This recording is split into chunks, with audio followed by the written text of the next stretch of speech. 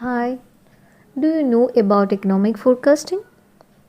Are you aware about economic indicators? Lagging indicators, leading indicators, and coincidental indicators. Are you aware about diffusion and composite indices? Okay, today we are going to discuss about these topics. Okay, first of all, economic forecasting. Economic forecasting, as the name indicates, is the forecasting of economic conditions, right? That is predictions about the economy, or it's a process of attempting to predict the future conditions of the economy. We will use a variety of indicators for this purpose. Actually, economic forecasting has been around for centuries. However, it was the Great Depression of the 1930 which gave birth to the levels of analysis we see today.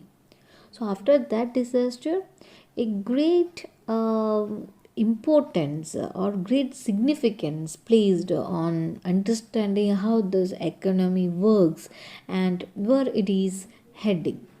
This led to the development of a richer array of statistics and analytical techniques.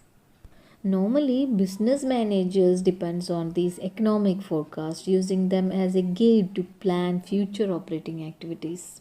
Government officials also used this kind of economic forecasting techniques to determine fiscal and monetary policies and plan future economic activities. One more thing, this thing you might be known that investment, it's a future oriented activity, right? So this return on investment, it depends on the future performance of the economy. So here we have to consider the broad economic factors and make an economic forecasting for taking a decision on investment. So we can say economic forecasting, it's a measure to find out the future prosperity of a pattern of investment, and it is the key activity in economic analysis. And here I am going to explain the important forecasting techniques. First of all, barometric or indicator approach. We know that the weather conditions are forecasted by the meteorologist on the basis of the movement of mercury in a barometer. Like that, economists use economic indicators as a barometer to forecast the overall trend in the business activities. Okay. You know, the barometric method of forecasting was first developed in 1920s actually, but it was abandoned due to the failure to predict the Great Depression in 1930s. But later it was revived and reformed by National Bureau of Economic Research, USA, in the late 1930s. Okay, let's see what are the relevant economic indicators.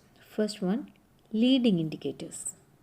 Leading indicator is an observable economic variable that changes significantly before a change has been observed in the real economy.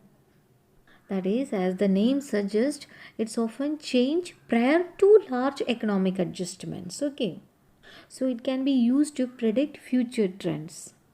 It's also used to predict when changes in the economic cycle may occur and predict other significant shifts in the economy.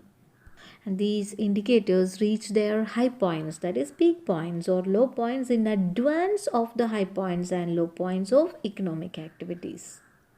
If you observe these examples, you will get a clear idea about what these leading indicators mean. These are some of the leading indicators: stock market, manufacturing activity, inventory levels, retail sales, building permits, and level of new business. See, how can we say this stock market as a leading indicator? We know a strong market may suggest that earnings estimates are up. That is, it is in a growing trend, and therefore the overall economy is preparing to grow or develop. Okay. Conversely, a down market may indicate that the company's earnings are expected to decrease. So the economy is headed toward a recession. Okay. So we can say stock market is a leading indicator. Secondly, manufacturing activity. That means an increase in manufacturing activity suggests more demand for consumer goods. Okay. Next is inventory levels. Here, inventory levels, that is high inventory levels, it will reflect two scenarios. In first scenario, the demand for inventory is expected to increase. Second scenario, there is a current lack of demand.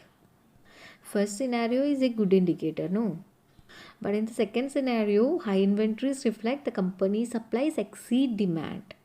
Okay, so it suggests that tough times are ahead. Next is retail sale. That is, strong retail sales directly increase GDP. It also strengthens the home currency.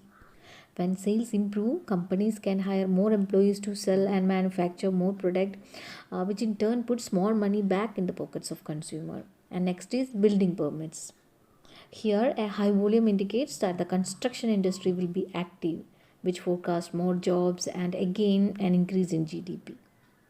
And lastly, level of new business. Here, we observe the number of new business, especially small business entering the economy. It's another indicator of economic health. So these are about leading indicators. There are more economic indicators like lagging indicators, other coincidental indicators, diffusion index, and econometric model building. I will try to include those things in another video. Otherwise, it will be a lengthy one. So in this video, I explained only the meaning of economic forecasting, the various types of economic indicators which is used for economic forecasting, and the meaning of the first type of indicators, that is leading indicators. Okay, that's all for today. Thank you for watching.